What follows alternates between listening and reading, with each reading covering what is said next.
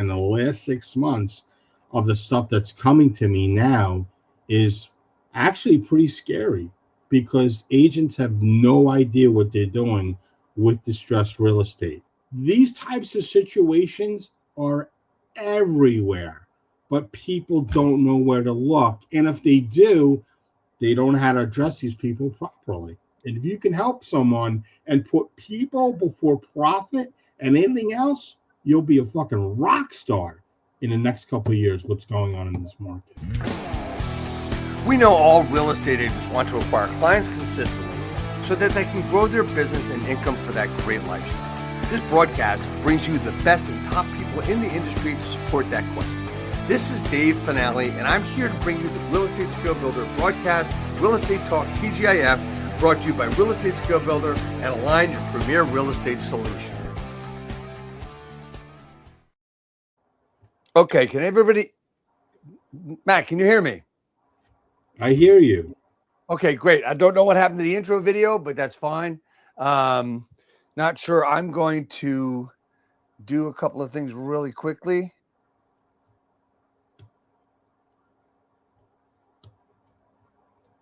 And that should help us.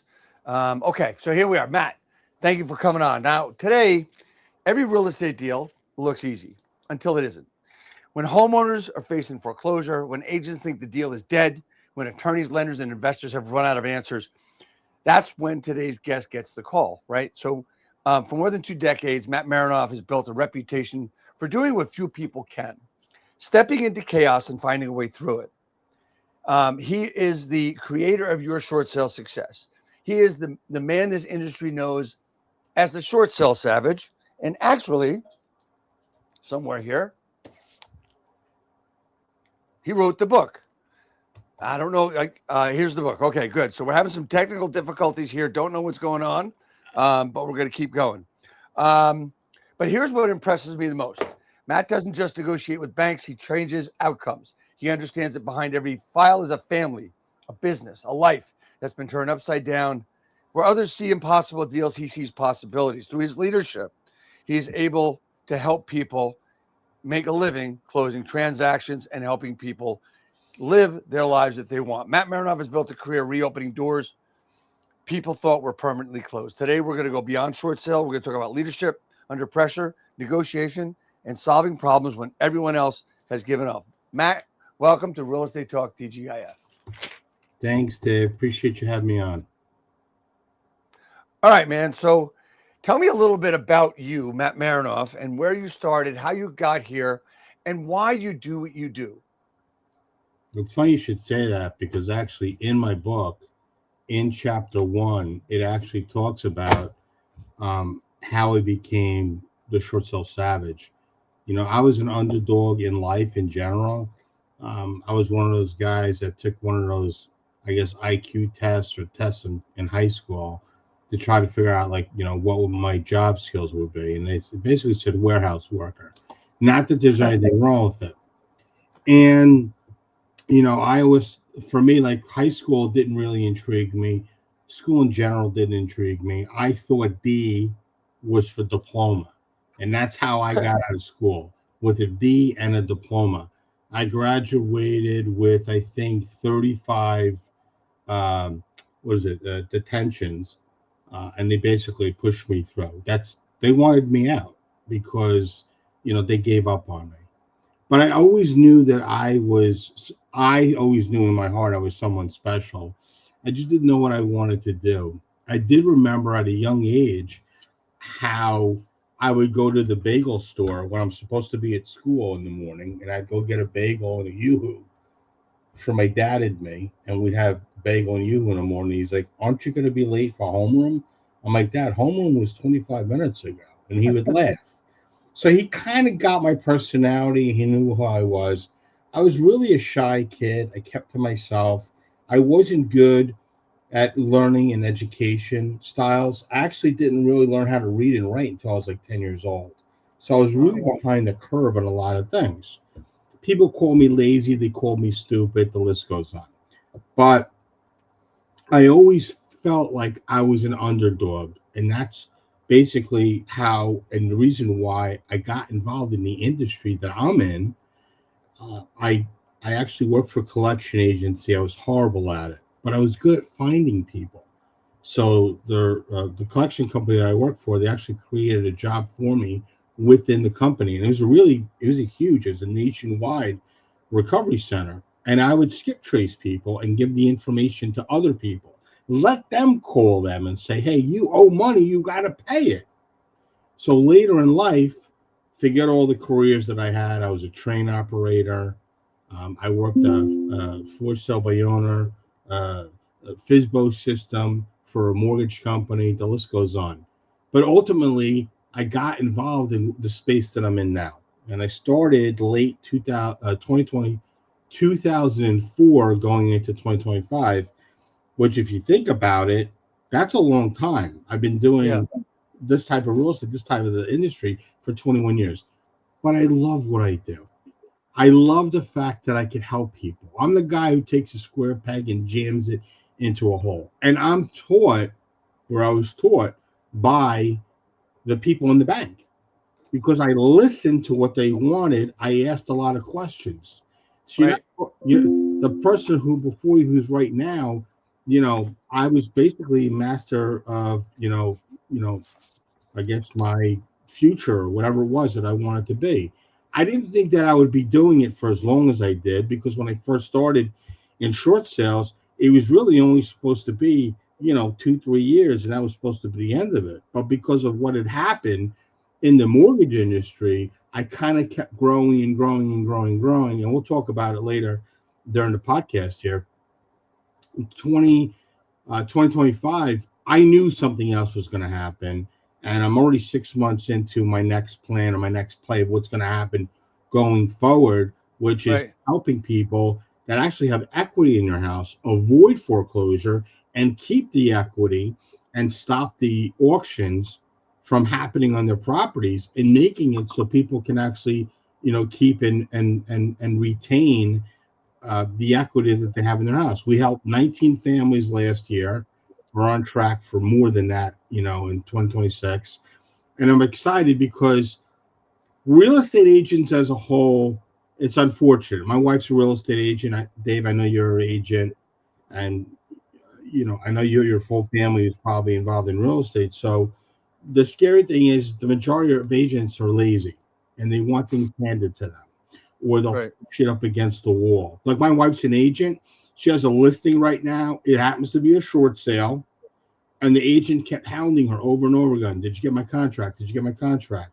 What the agent actually sent her was a listing agreement, not a contract, to list the property. So that's the type of quality of people that are out there for the professionals. I'm not saying all agents are bad, but there's a lot of bad apples in the bunch. So I'm able to navigate and push all the nonsense out of the way. Because remember, when you're dealing with somebody who's in distress, that's probably the most prized possession that they own, and Right. now they're in danger of losing it. One, they have equity in it. Two, they have no equity in it, but they still have pride of ownership, the majority of them. So it really can be a tremendous nightmare. We're doing the reverse of what everybody else is doing with my company, meaning agents are going out, they're doing listing presentation, they're treating it like a regular listing. It's Right. not. They don't care so much about the numbers. They care Right. about getting out of the situation that they're in. So we're actually dequalifying versus other people that are qualifying, and we're trying to make sure that it's a perfect fit. And I have to say, I do walk away from a lot of situations because I feel like it's not a good fit, and we're not aligned together, and it makes things a lot harder, and everybody has to be on the same pages. So where do you think the difficulties come from when it comes to short sales as we get into this conversation? Is it the listing agent? Is it the buyer's agent? Is it the person that's in trouble that has their own thoughts and ideas that doesn't want to listen, or they don't want to listen because they're scared. They have a lot of fear. Because I'm sure that, I mean, working with it myself too. I mean, I see it. that there's a lot of fear, and there's an automatic response and reaction to fight back one way or the other. And oh shit, that's where it happens. So where is the biggest issue here? It's all communication. Do you remember that when we were younger?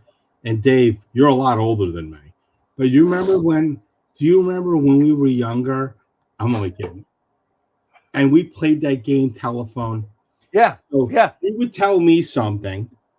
I would go and tell someone else something. And by the end of it, that person would probably think or hear something completely different than the original person who started the conversation or whatever it was. So the collaboration between the 10 people were all mixed up.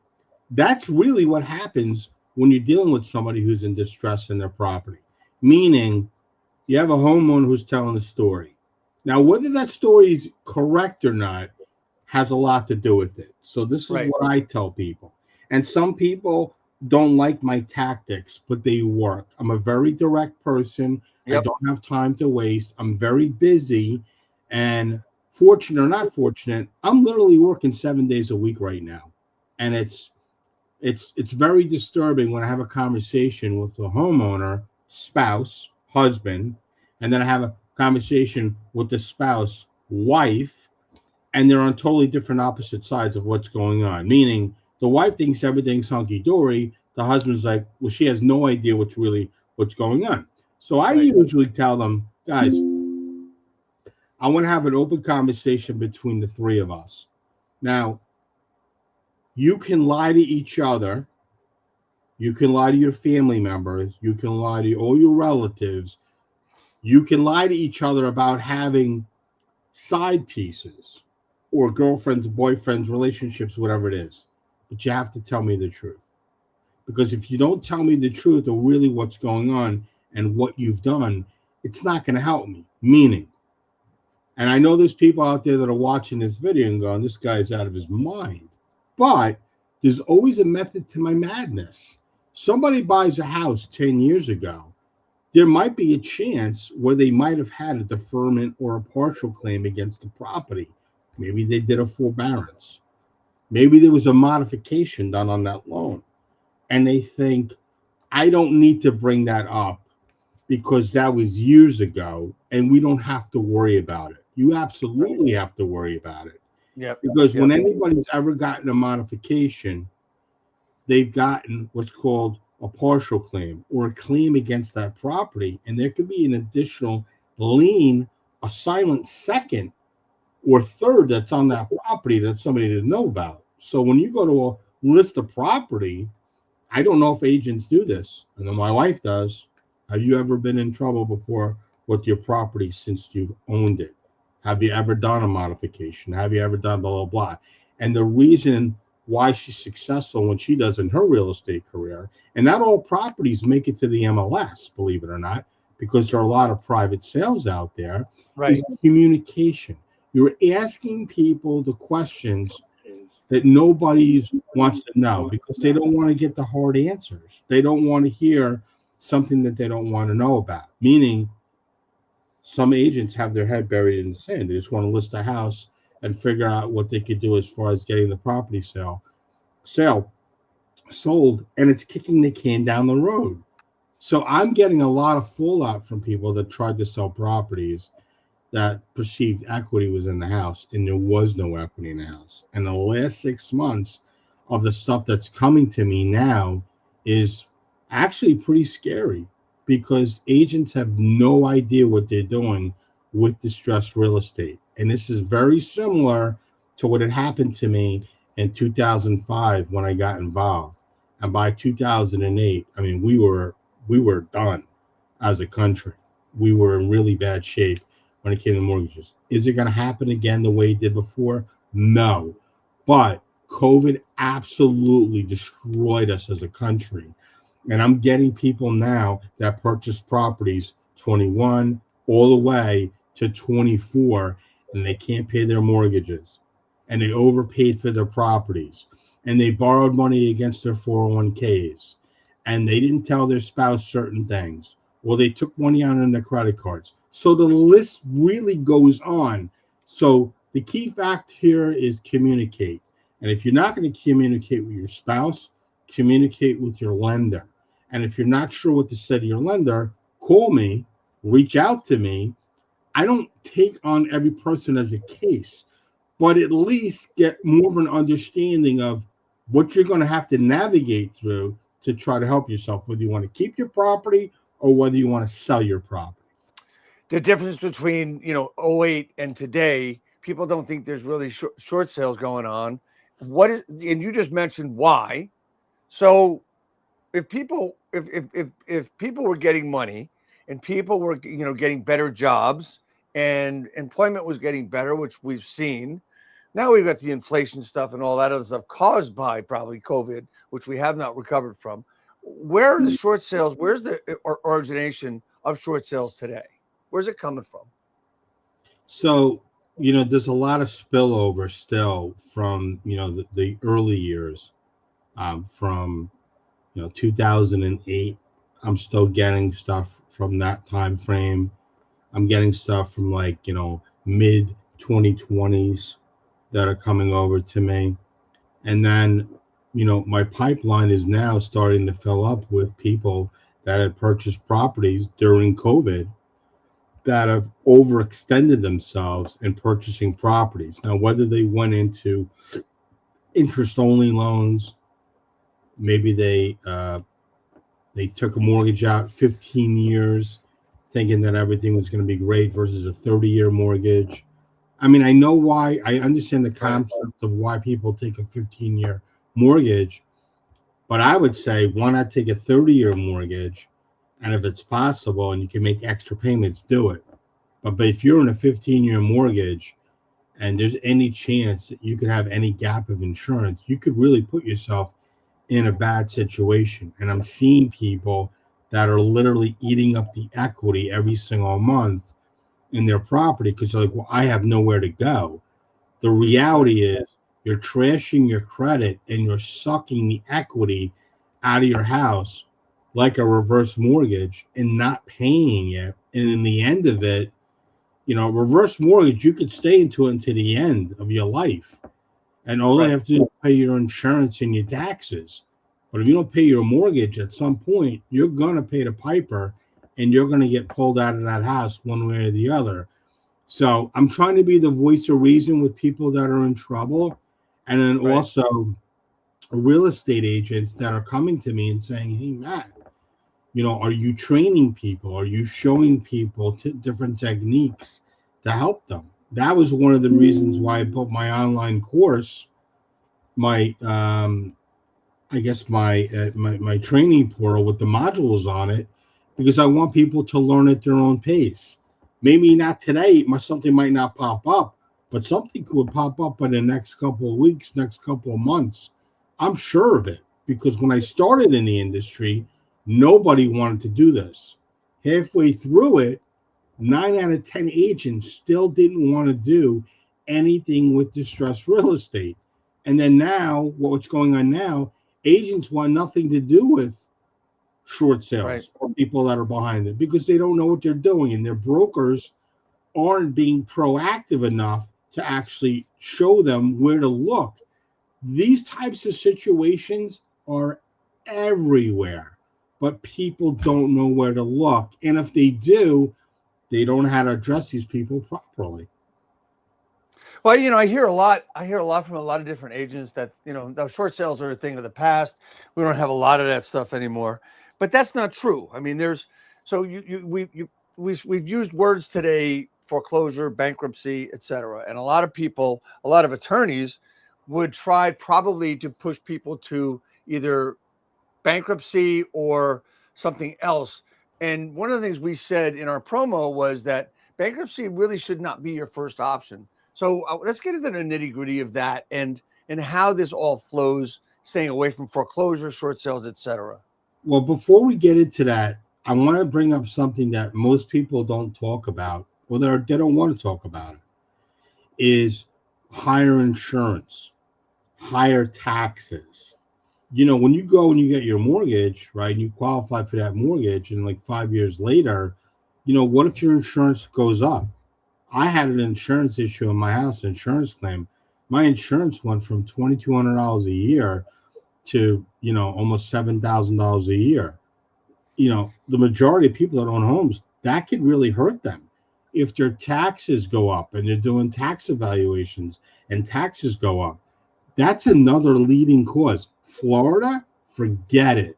Destroyed.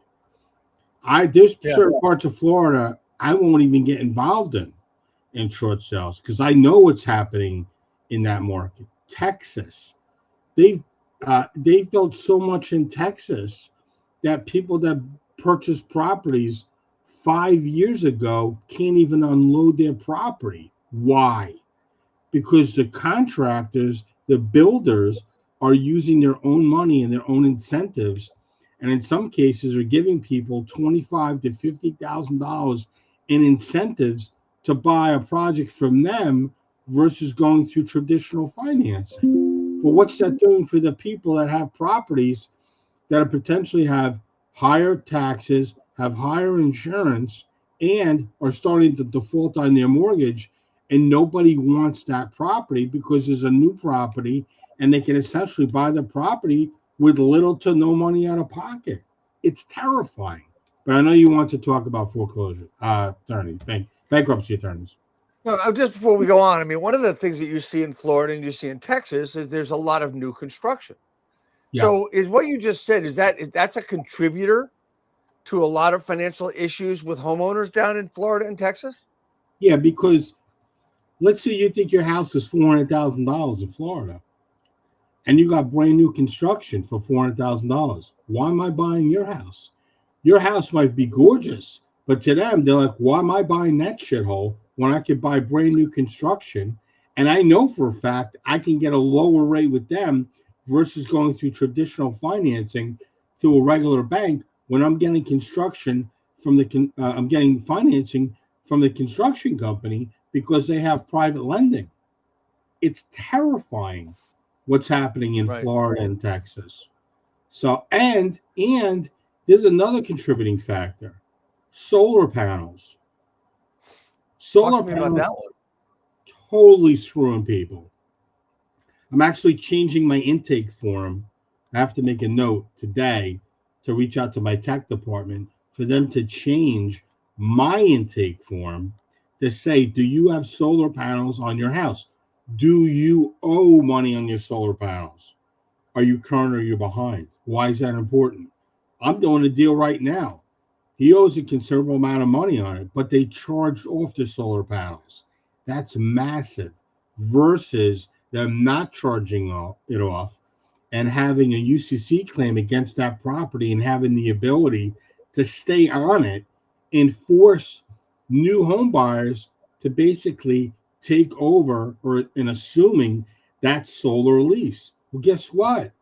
Mr. or Mrs. Homeowner, you might have literally put a dark cloud over your house, no pun intended, with the solar panels, or a red X on your property as I don't want to buy that property because they have solar panels. They don't want to deal with that. So, there's a lot of contributing factors. The Right. solar companies weren't telling these homeowners the truth, and the homeowners weren't fighting back. Now you're seeing people that are suing solar companies. I don't know how successful they are, but they're suing them, and they're making these types of things happen. So there's a lot of different variable things that happen. If somebody gets sick, should they have to file bankruptcy to protect their investment?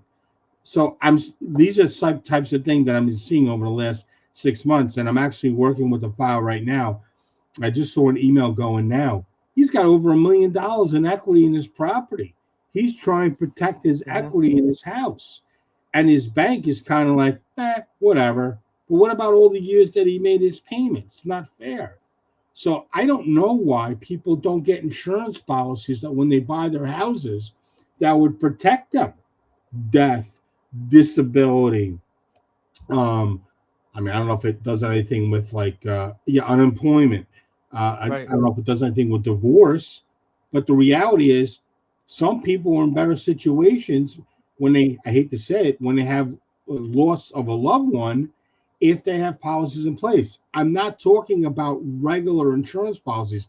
I'm talking about insurance policies specifically for your mortgage. So if God forbid something happens, yeah, you might pay a little bit extra every month, but over the course of time, you're going to protect yourself. And then there's the sign of the final death is when people file bankruptcies improperly and don't file them properly, which I know that's what you wanted to talk about. Yeah, the thing my question really stemmed from, I've over the years having been around this business for a very long time, in and out of the short sale market from the beginning of the 2000s on to now, and having many different conversations with many attorneys, and I had told a story recently that I had a guy a friend that was a bankruptcy attorney, and we started talking about short sales. This is a long time ago, and I said, well, how are you handling the short sales? How do you handle all that stuff? And he goes, well, we're going right to bankruptcy. And it was like, wait, you're not trying to help them out. You're just like gonna hurt them. I mean, I think that's more. I think that's worse than the short sale. Talk to me about that. So people file bankruptcy thinking like, oh my God, I'm going to file bankruptcy. It's going to save my life. I've actually spoken with homeowners. I don't understand why my bank is coming after me. I filed bankruptcy. And my attorney told me that I file bankruptcy, I get my house for free. Right. And I asked that simple question that your viewers are watching right now and go, my God, is that possible? The answer is no. And if it was possible, think about that. Anybody could file bankruptcy, wipe out their mortgage, and keep their house. Why would they not want to do that? What it does is it eliminates the debt. It eliminates the opportunity for the lender to come after you for the financial responsibility. But the physical aspect of the house is still yours. And that mortgage is still attached to the property. Now, there's different types of bankruptcies. I'm not going to get into different types of chapters because I'm not an attorney. I don't play one on TV, and I don't pretend to be one. But I will say that it's important that everybody understands the right chapter for the right situation. But if you don't have a foreclosure notice on your property, if you don't have a pending sale date on your property, I don't know why people would file bankruptcy before they really needed to do it. To me, it just doesn't make sense unless maybe you've had a failed business and you want to kind of like try to wrap it up and there's a reason behind that. But if there isn't, and you're thinking you're doing the right thing before you actually get your notice, with the intent, the judgment, and then obviously with the sale date. And every state is different, right?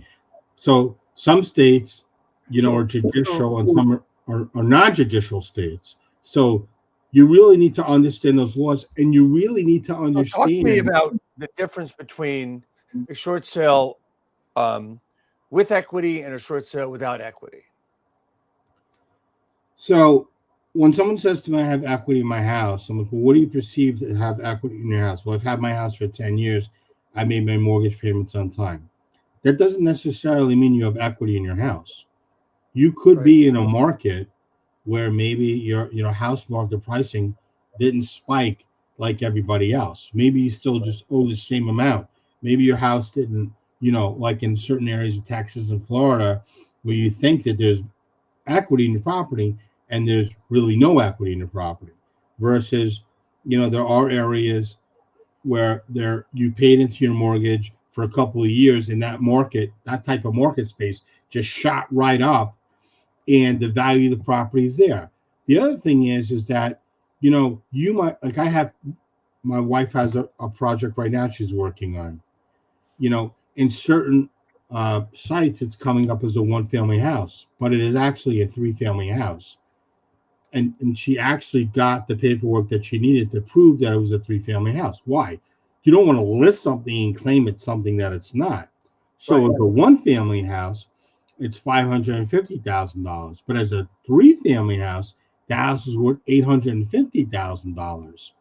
So when someone says to me, "Is equity in my house?" Well, how do you know there's equity in your house? And you could have a lower mortgage. Like, let's say you had a house for 20 years, you paid down your mortgage, but yet you have liens against you that you didn't realize attached to the title of your house.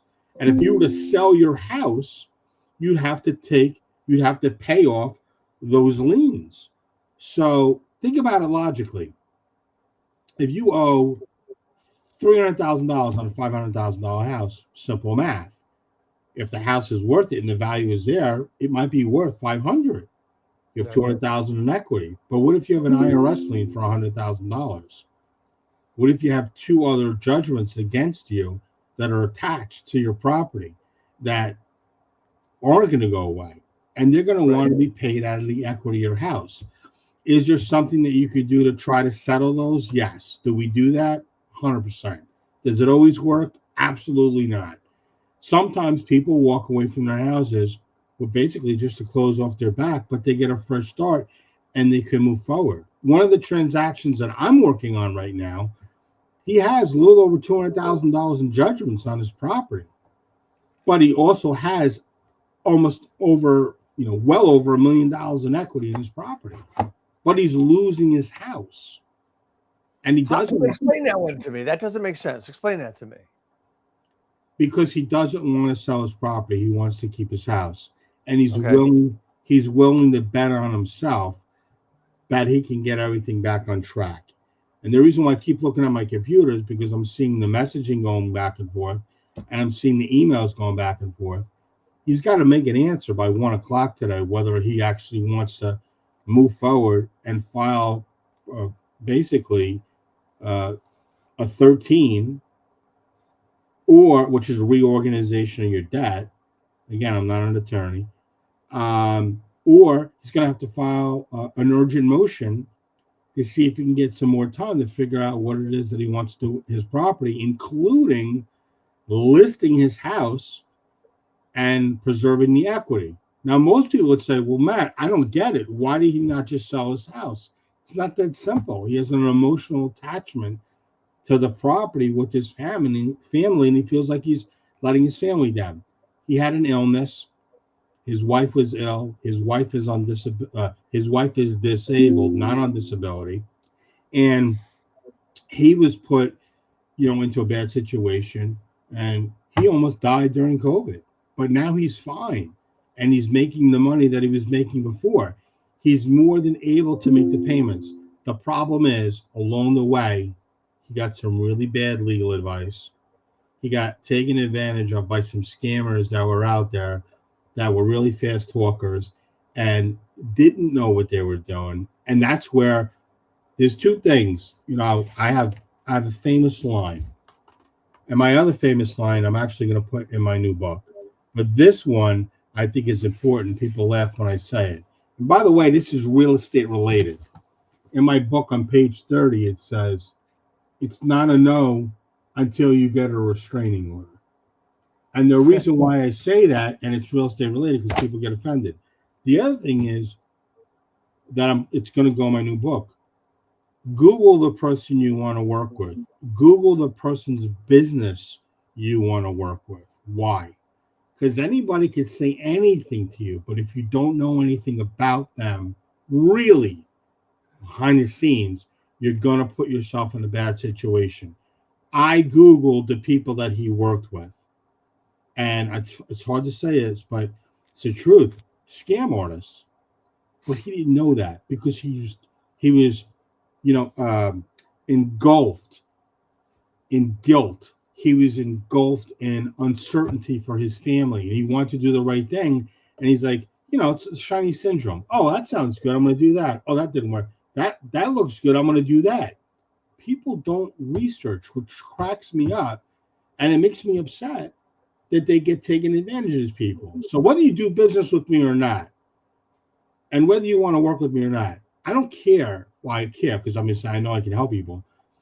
But when I say help people, in the end, it might be you got to sell your house, but save your equity. We did that for 19 families last year, where we slowed the process down. And the foreclosure process never stops unless whatever the debt is cured, which means paid off or resolved, right? Or putting them into a situation that'll slow the process down. And that I equate to a race car.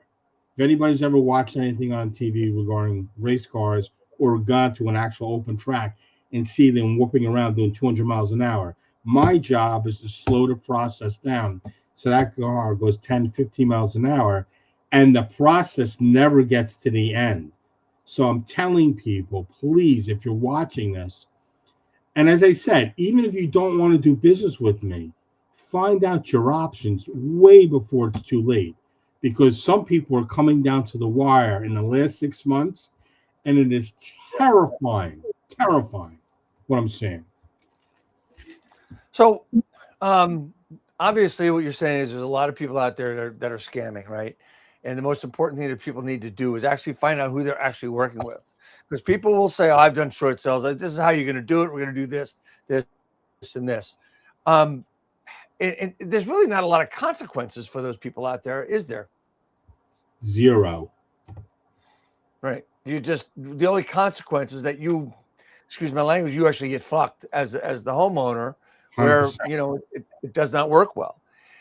We mentioned something in our conversation the other day, and I'm going to ask you, Matt, what's the 37-day rule? Dave, that's great. And I'm glad that you remembered that. Most people don't realize that when there's a sale date, you know what, Dave? You really do pay attention when I talk. I do, yes. 37 days is the bank wants to have a packet in 37 days prior to an actual sale date. Now, something could be active, but if they actually have an actual date where the hammer is going to hit, the grommet is going to hit the thing on the judge's, the mallet or whatever, they want to see a full packet come in 37 days prior to that date so they can actually put the file into review. Now, this protects the banks because there's a lot of homeowners, well, they didn't review my documentation. Well, when did you send your documentation in? When did you send all the information? I sent it in 2 weeks ago. Well, didn't they tell you at 37 days prior to the sale to send the information in? Yeah, but I just thought that was bullshit. That's not bullshit. That's there to protect them. So if God forbid you try to pull some type of shenanigans like this, they're protected. Also, FHA changed their guidelines.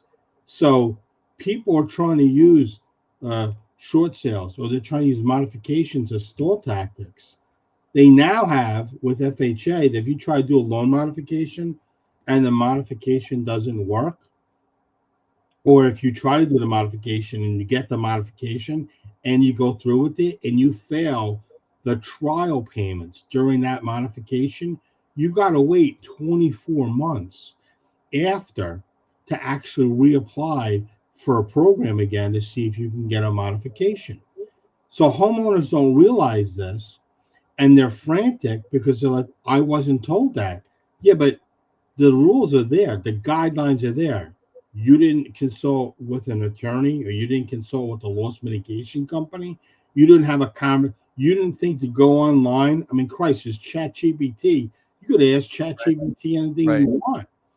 I'm not saying it's always right, and it's probably not formulated and worded correctly, but you get the premise of it. You could get a free consultation with any type of attorney. You could get a free consultation with me, with my company. I don't know why people don't do it, except for, it's the ostrich, it's the head in the sand. They're just like, oh, everything's going to work out. The bank's not going to take my house. Now, I want to say this, Dave, because this is important. Again, 37-day rule. We're talking 37-day rule if there's no equity in your house. Okay, we're talking, 37-day for a modification. But what happens in a situation where you can't file bankruptcy? You have a job where you're just not allowed to file bankruptcy. You file bankruptcy, you have a job where it's a government, an agency, or you hold some type of heavy duty license, and they find out, you can literally lose your job, and there's nothing you can do about it. So I say to people, why would you not want to find out your options before it's too late? You can't say that you didn't see the fucking iceberg ahead of you 2 miles ahead. The radar wasn't telling you. The Coast Guard wasn't telling you what was going on. You knew what was going on. So to go in front of a judge and try to bullshit a judge and tell a judge a sob story, these judges know what's going on behind the scenes. Oh, and I just found out in August, bankruptcy fees are going up, at least in the state of New Jersey. So if you were to file bankruptcy now, it would be cheaper than if you were to file bankruptcy in August. From what I understand, those fees haven't gone up in many years, and they're finally allowing attorneys to raise their rates, which is good for them, but it's bad for the general public. Don't put yourself in a situation like that. And Dave, if you, I had a lot of caffeine this morning, if you have equity in your house and you are foolish enough to be that person to think that if the house sells at sale, I'll get the difference. What if you don't get the difference? Well, Matt, how could I not get the difference? There's surplus. Surplus doesn't apply to every state. Surplus doesn't mean there's a guarantee you're going to get your money back. And surplus could take up to 1 year to get your funds back. And let's say you owe $1.5 million on a $2.5 million house.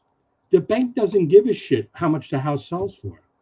If the house sells for 1.5 and they get their 1.5 back, that's great. That house sells to a third party. You know how much you get? Zero. You'll lose all your equity.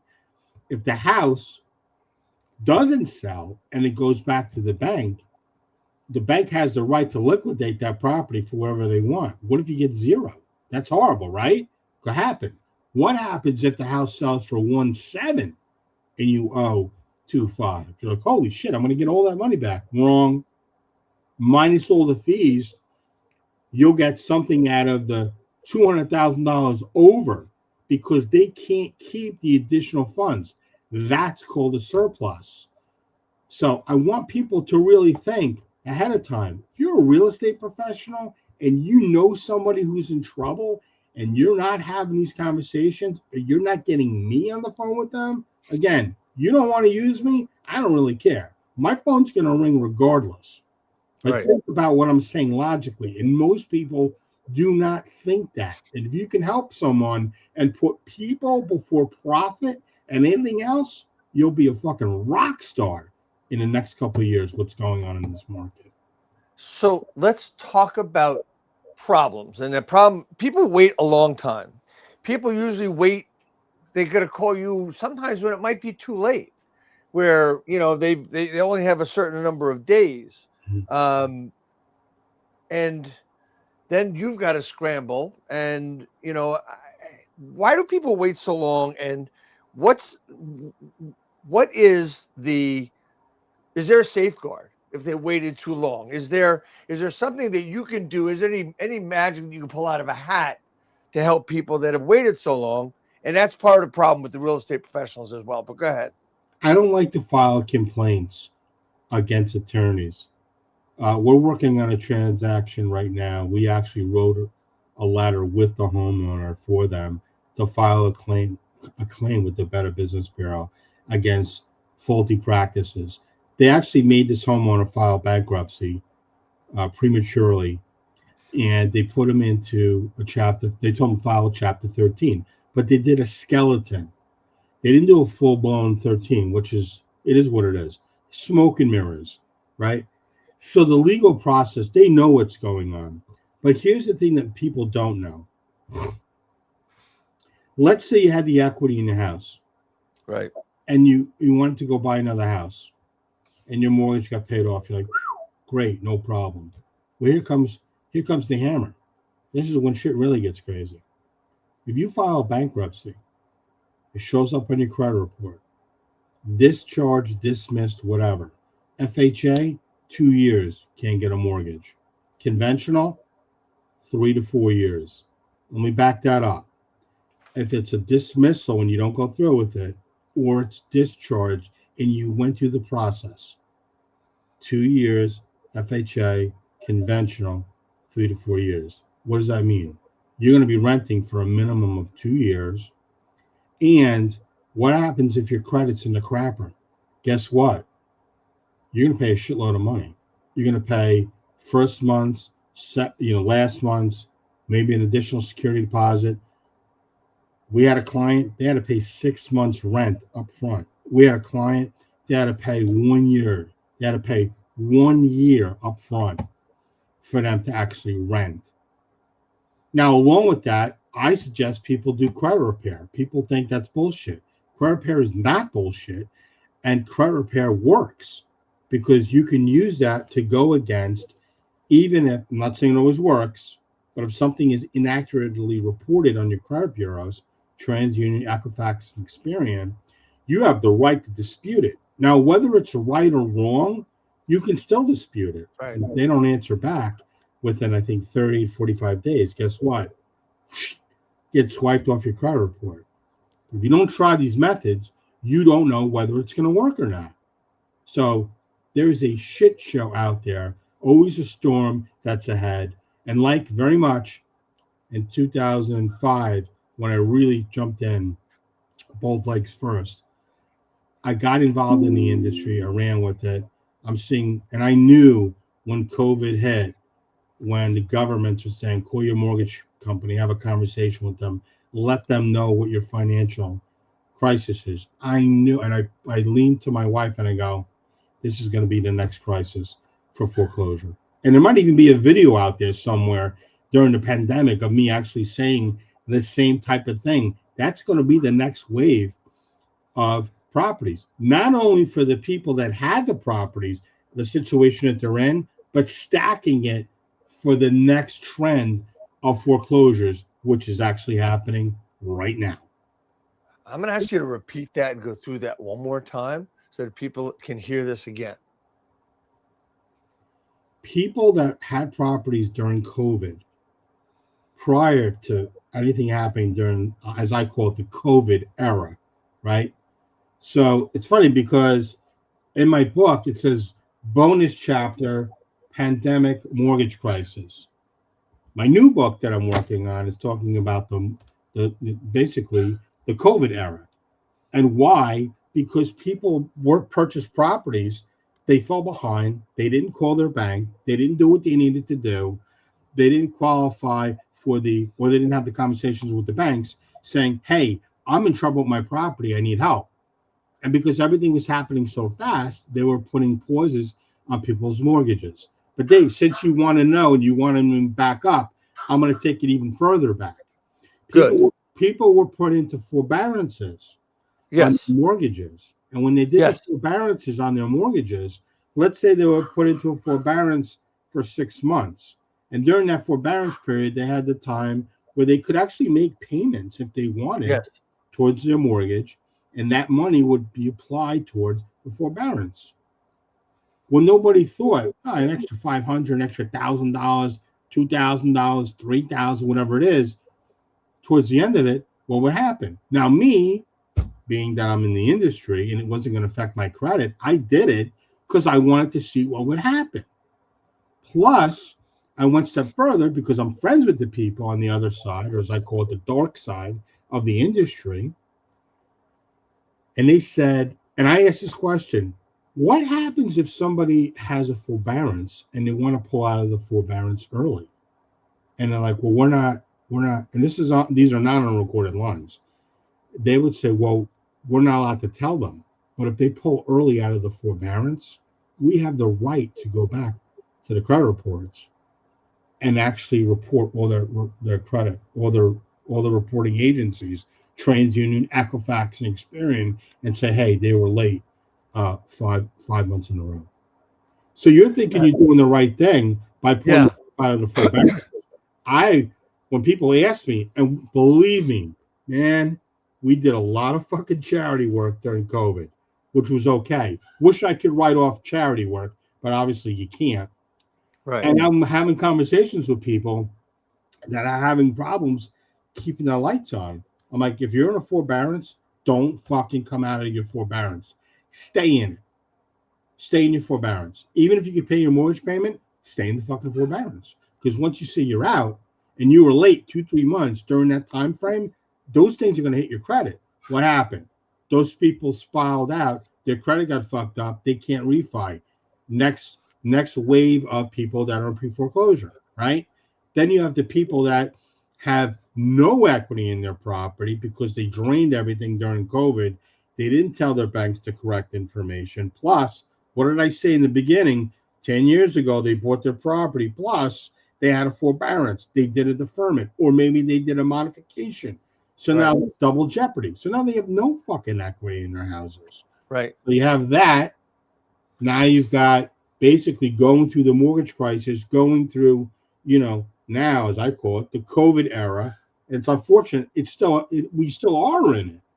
We're going to be in it for a while, where it's affected people really, whether they want to realize it or not, where they're putting themselves in bad shape because they fucked up their credit. They pulled themselves out of forbearance early. I mean, I'm hearing whispers of lawsuits that are bullshit lawsuits. But I mean, hey, they had those NAR lawsuits that were out there. People are like, wow, I'm paying 6%. Why am I paying 6%? Why do I have to pay so much? Who made the rules on these things where, you're demanding 6% to do a listing? And then the agencies got fucking sued. And these people won. But who really won? The attorneys. The attorneys won. That's it. The attorneys made billions of dollars, and the homeowners that sued, maybe they got a fucking $2,000 check. Yippee! But now you screwed it up for other people out there. The only thing that happened during that time frame, my personal opinion, is we've weeded out a lot of people that don't deserve to hold a real estate license. They don't know what they're doing, and I don't think they're smart enough to hold up a lit candle in a windstorm and keep that thing going. So for me, I'm very passionate about what I do, and people ask me all the time, why have you never gotten your real estate license? And I don't have a real estate license because then, people, not you, Dave, but, there are agents out there would feel threatened and say, well, if you don't have a license, you're saying you can help me get listings. How do I know you're not going to take that listing? Well, first of all, I don't just do New Jersey. I do all over the country. My brand is nationwide. So I don't care whether it's California. I don't care whether it's Kalamazoo. I don't care whether it's in Maine. To me, it doesn't make a difference. At the end of the day, I'm doing this all over the country, and I'm helping people. And I don't get paid by the agents. I get paid by the buyer. And the buyer is gladly willing to pay me because they're getting a deal on the transaction. They want to get into a property. So if I can help somebody who has no equity in their house get out of the situation that they're in, get them in a better financial role, tell them and set them up with, somebody who does credible credit repair and work with them, get their shit straight, have them back on track. And I've talked to many people that have actually gotten their lives back together. I still talk to them to this day. I've become friends with them. We don't take people on as a client knowing that they're going to become family. But something happens and there's a connection somewhere in the midst of doing these transactions and helping people where they're relying on us so much to help them and they truly become family members. So I know I'm going off on a rant here, but that's fine. I mean, I really want to say the same thing about credit repair and how it really can help most people. I mean, there's so many things there that, all you need to do is have a conversation with the reporting agencies, and they're going to help you. I mean, they're not there to be pricks. They're there to help you too. So, if you can't do it yourself, get someone to do it for you, and just get out of it. Matt, we talked about the COVID era and everything else. And we're getting up against time here, but is AI helping you, hurting you, supporting you? And is that something that's next with the business? Is that something that's involved here? Is that just like everybody's got to talk about AI? So I figured I'd ask the question. So here's the terrifying thing when it comes to AI. When cell phones came out, and cell phones were they were massive. They were huge. They were like boxes. Right. Never going to last. Never going to do this. Never going to do that. Same with the internet. It's bullshit.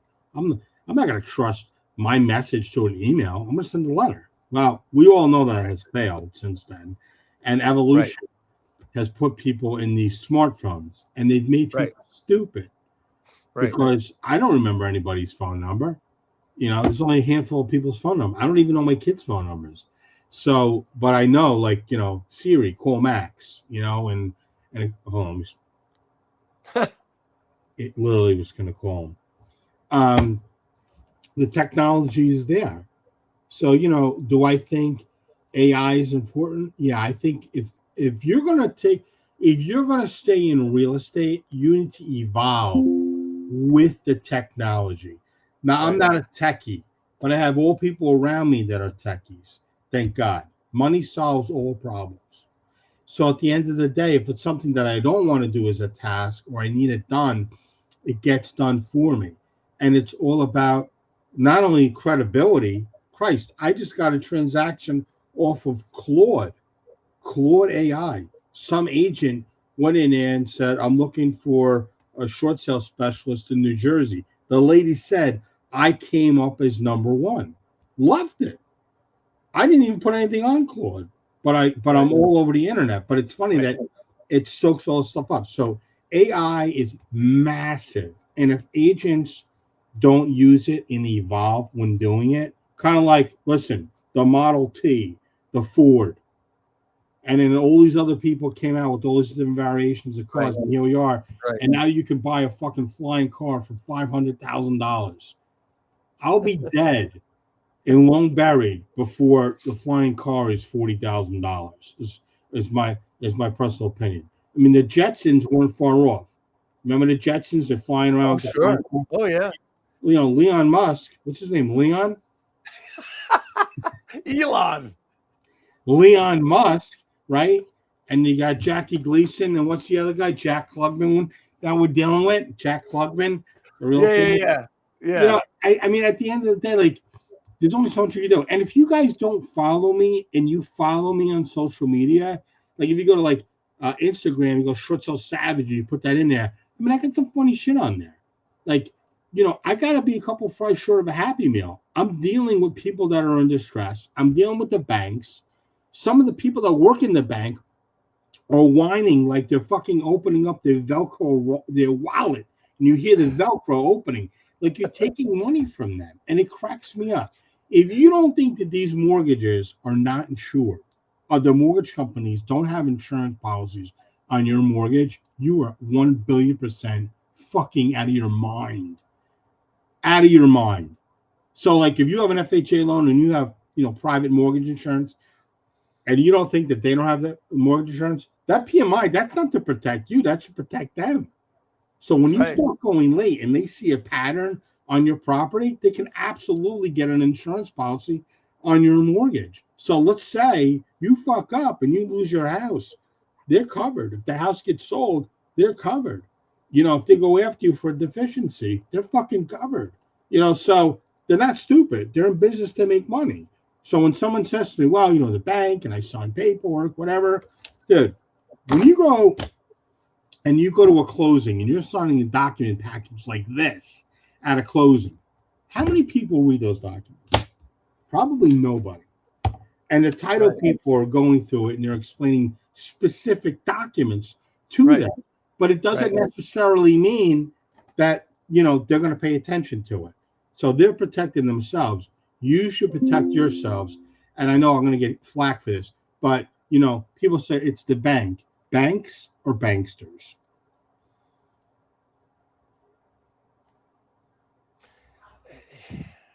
You're right.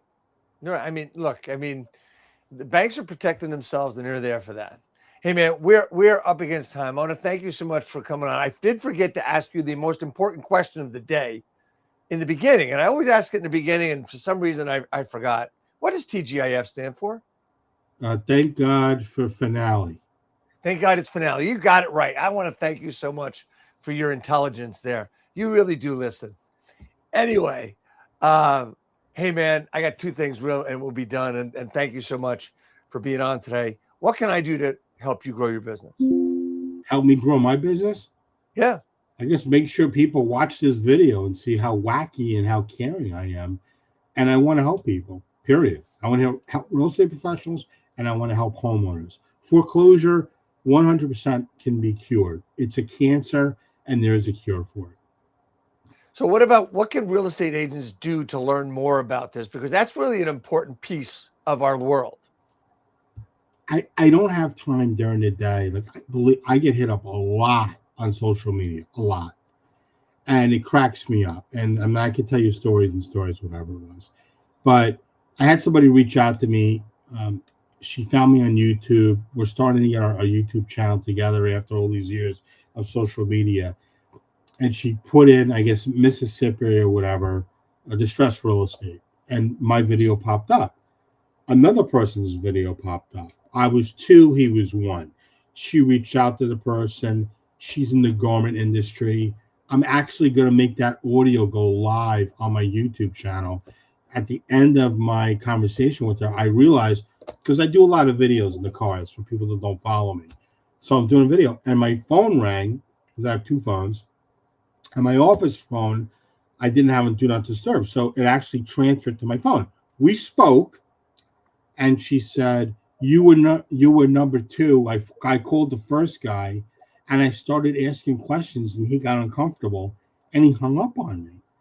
You actually hear me laughing in the video, in the audio, with this woman, and we had a really great conversation. And I said to her at the end, I said, would you mind, because you actually call a recorded line, would you mind if I use this? And she goes, no, absolutely. I said, well, we didn't say your name or anything.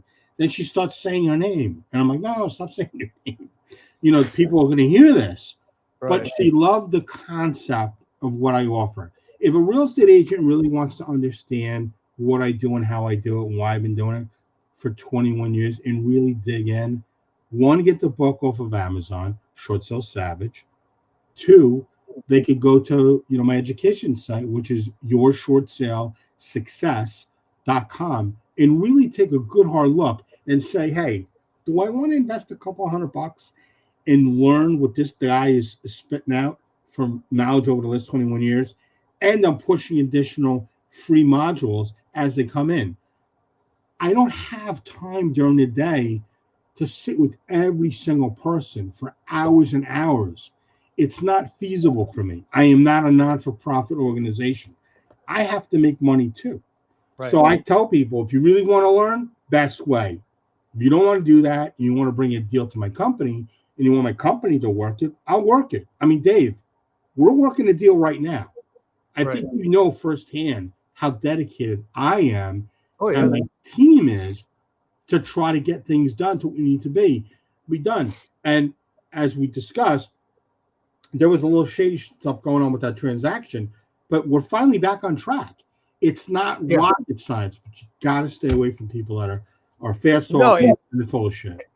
And just to add to that, there's over the years I've brought some things to you, and unfortunately, sometimes we've been too late, and that does happen, which is really important for the real estate professionals out there to understand. You got to ask questions. It's not, we talked about getting a listing before. It's not going after a listing and getting them to say yes to you all the time. It's about asking some difficult questions. Building the relationship also builds information, where you really need to be tactical in your questions so that you would really understand where they're coming from, so that you understand if you can help them and how you can help them to know where they're at. Correct. I'll stop right there. Anyway, man, thank you so much. And last but not least, as I said to you earlier, you are going to be the first one to receive our new blue logo hat with the 8-year logo on the side. We've been doing this for over 8 years. Very happy about that. And, next week, just to do a quick promo, we have Veronica Figueroa coming on, a chief visionary officer of the Figueroa team, the FIG team in Orlando Real Estate, Orlando, Florida. She is a super duper human being that knows how to build businesses, and she's doing it down in Florida and nationwide. So we're going to have a Veronica on. Matt, thank you so much for coming on. Please stay on as we go off. I know we're a little bit longer today, but that's okay. Sorry for the technical difficulties from today, but Matt, just stay on for a minute.